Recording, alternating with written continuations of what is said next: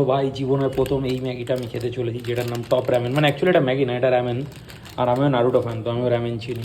তো এখন এটার কালার যা ভাই, জলটা তো গরম হয়ে গিয়েছে, জলটা অনেক আগে গরম হতে বসেছিলাম। এটার কালার থেকেই তোমার ভয় লাগছে।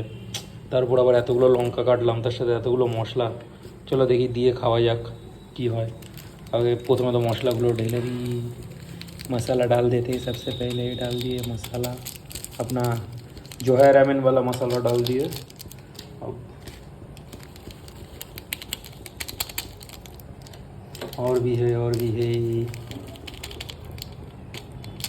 ये 4 প্যাকেট মশলা এর মধ্যে মিশিয়ে দিলাম।